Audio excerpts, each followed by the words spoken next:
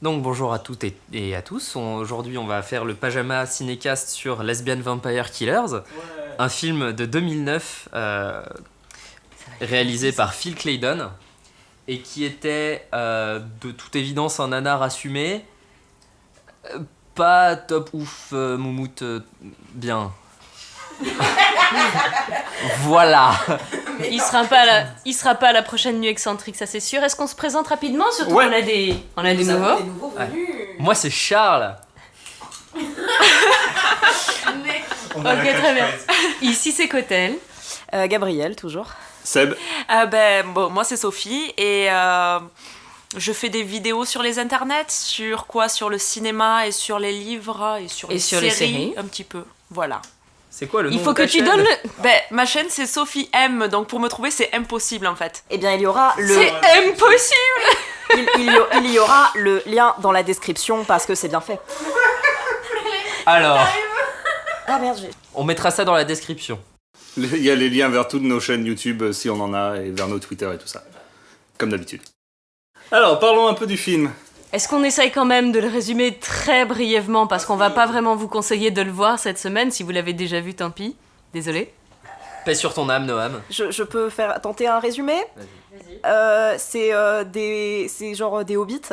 Et en vrai, il y a une malédiction qui fait que globalement, il y a à leurs 18 ans, il y a des meufs qui se transforment en vampires lesbiennes. Et parmi les hobbits, il y a l'élu, que c'est genre le descendant de je sais pas qui, et qu'il faut qu'il aille tuer la reine des vampires lesbiennes, et du coup ils partent dans un endroit random avec son pote hobbit, et ils vont rencontrer des meufs qui me font basiquement penser à des actrices porno. Et ils vont tuer des vampires lesbiennes. Alors, c'est Oui, c'est ça. c'est très très assumé que c'est des hobbits parce que à un moment, un des personnages parle de Hobbiton, donc la ville de départ des hobbits, dans le Seigneur des Anneaux, et un des acteurs ressemble vraiment beaucoup à Elijah Wood. Et l'autre est un peu plus grand et un peu plus gros, et du coup c'est complètement Sam, mais sauf que le parallèle va pas du tout jusqu'au bout, vu que à part ces personnages là, il y a pas vraiment d'autres parallèles avec l'histoire du Seigneur des Anneaux ou du Hobbit. Qui l'avait déjà vu? Moi, C'est Charles. Donc Charles était le seul à l'avoir déjà vu. Première impression pour les autres? Moi, je pensais faire une petite note des remarques de Noam qui n'a pas pu être là mais qui a regardé le film de son côté. Alors, très bien. Et il a dit James Corden est insupportable, donc c'est Sam dans le film. Enfin, il s'appelle pas Sam, mais bon, c'est Sam Gamgee quoi. Le reste mérite à peine d'être mentionné. Voilà. C'est tout ce qu'il a dit. C'est les remarques les plus brèves de Noam ever. Voilà. C'est parce qu'il est pas là. Oui. Il peut Et pas parce parler que à c'était l'infini. atterrant aussi, accessoirement. Ouais, non, c'était Oui. pas bien. Bon, on va pas se cacher que on s'attend pas à un chef-d'œuvre quand on a un titre comme Lesbian Vampire Killers. Après, il y a effectivement des vampires lesbiens, des tueurs de vampires lesbiens, donc jusque-là, le carnet des charges est rempli. L'humour est bas du front au possible.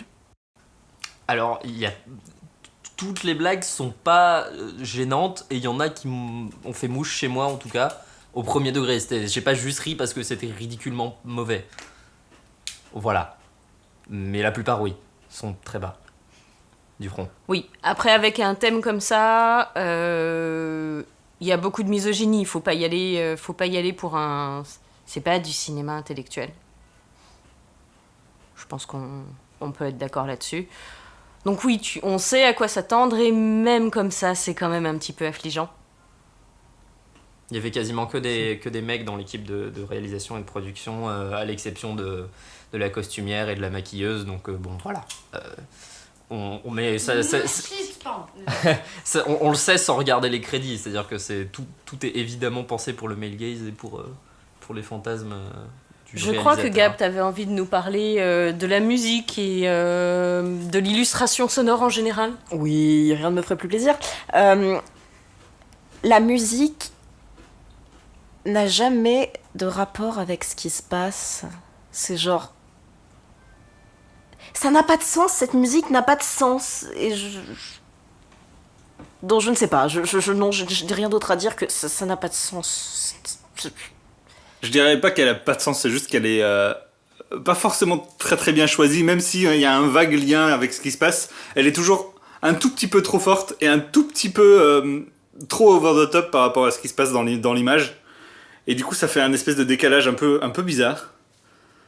Qui t'as l'impression que la musique essaye de faire un autre film que le film. En fait, c'est presque comme si genre le mec qui a composé la musique, genre il avait pas conscience du film qui se faisait derrière en fait. Il était dans sa tête, j'ai l'impression que le compositeur, il était en train de réaliser genre le projet de sa life. Pour le coup, c'est une compositrice, mais c'est un gars qui s'occupe de l'ingénierie, tout ça, donc ça doit... je suis pas sûre qu'elle ait eu toutes les données du problème avant de composer. Ah oui, effectivement. Je vois, on a dû lui dire un truc du genre vas-y, tu fais de la musique vaporeuse pour un film de vampire. Ah, effectivement, c'est ce qu'on a dû lui dire, ouais. Et c'est pas bien mixé non plus. La musique est toujours trop forte par rapport au dialogue. C'est pas bien, faut pas faire ça. Non. Mixez bien vos films, les gens. C'était un message de Seb. Sinon, il y avait du jeu très très mauvais, mais ça avait l'air volontaire. Des mouvements grand guignolesques, à ce qui paraît. Grand guignolesque, oui. Ceci est le point grand guignolesque. Lise, si tu nous écoutes. Ça pisse le sang, hein. C'est un film de vampire, donc il faut que ça pisse le sang avec un... Je sais pas si c'est parce qu'on avait la version rated au lieu de la version unrated, mais ces demoiselles, quand elles explosent, elles ne font pas un geyser de sang vermillon, comme on pourrait s'y attendre. Non, c'est blanchâtre, une fois de plus, avec des références phalliques subtiles. Je pense que le maître mot, la première sensation qui m'est revenue, c'est la subtilité. Oui, parce qu'en fait, pour tuer la reine des vampires, ils doivent utiliser une épée magique de mon cul, et elle a un pommeau en forme de bite, et du coup, je crois que j'ai très bien choisi ma formulation. Elle s'appelle... Attends, c'est l'épée du dieu Dildo, n'est-ce pas? Dildo. Dildo, ça s'écrit D-E-A-L-D-O, mais ça se prononce comme vous aurez compris la référence. Mais du coup, j'aime pas trop la symbolique de pour tuer des lesbiennes, il faut leur enfoncer une épée en forme de bite. Non. Non. En réalité, en vrai, en faisant abstraction de tous les messages dégueulasses derrière, moi j'ai En quand même... faisant abstraction de la Non, mais- misogynie et de la En faisant lesbophobie évidente. Moi, j'en ai probablement un peu honte. Passé un plutôt bon moment, à vrai dire, j'ai pas mal ri. Et c'était pas suffisamment hideux visuellement, et ça m'a pas arraché les oreilles comme un certain film dont le nom commence par Atomic Circuit, fini par un S. Donc voilà, finalement, c'était pas pire. Comme on a dit, c'était le 3e pire film qu'on a... C'est du hate watch correct. C'est du hate watch correct. Voilà, il faut le regarder pour bitcher. Avec un brin de whisky dans le nez, ça C'est passe ça, très en bien. fait, c'est ça. Je me suis fait une réflexion que, encore une fois, je trouve pertinente, c'est que je me suis dit, merde, je suis trop sobre pour ces conneries. Donc voilà, dans un état second, ça doit être bien. Enfin, bien. Non. Drôle, en tout cas. Mais il y a plein d'autres trucs qui sont déjà des bons films et bien à regarder bourré. Voilà, c'est ça, il y a pire. Est-ce qu'on peut recommander du coup à la place un film de vampire un peu rigolo? Alors, What We Do in the Shadows. Voilà. Tous les films... Tous les... Vampire Suck, c'est excellent, j'adore ce film. tous les films de Edgar Wright, parce que quand même on sent une légère influence dans le style de montage et avec tous les intertitres. Ça ressemble beaucoup à du Scott Pilgrim, c'est à peu près sorti, c'est sorti un peu avant, mais il y a peut-être une forte influence de l'époque aussi, je sais Ça pas. me faisait penser à World's End aussi au World's début, End, ouais. avec le côté je vais dans des pubs et il se passe des trucs, Mais là, des trucs chelous, ouais. World's End est sorti bien après par contre. Je sais pas. Oui, il est Mais c'est sorti parce en que je l'ai vu 2000. hier. Donc, Lesbian Vampire Killer, c'est 2009. C'est ça. wow. Scott Pilgrim c'est 2010 et du coup World's End ça doit être 2015, 13 vers là. On retrouve l'esthétique un peu de Shaun of the Dead, les passages de on va aller boire un coup dans le bar en attendant que ça passe, tout ce que James Corden fait référence à ça plusieurs fois. Même si, enfin, c'est la référence la plus directe que je vois, surtout au début Ou du c'est film. peut-être juste un truc très anglais. When in doubt, allez boire un coup au pub. Peut-être. Non, puis je vois quelque chose d'un peu... Enfin, en fait, la relation qu'ont les deux personnages principaux, en fait... À un moment, j'y ai pensé, je me suis dit, tiens, on dirait un peu les relations que pourraient avoir des personnages de Simon Pegg et Nick Frost dans des films d'Edgar Wright, mais en mal fait. Donc allez voir What We Do in the Shadows et la filmo d'Edgar Wright. Et allez voir les films de Taika Waititi de manière Et allez voir le générale. film de Taika Waititi. J'ai quand même un petit espoir au fond de moi que parce qu'en fait à la fin du film il y a une préparation à une potentielle suite impliquant des loups-garous gays et pourquoi pas hein avec une meilleure équipe de réalisation bon. Encore une fois, il y a des films de loups-garous qui sont déjà très bien. J'ai pas envie de leur donner des trucs à faire.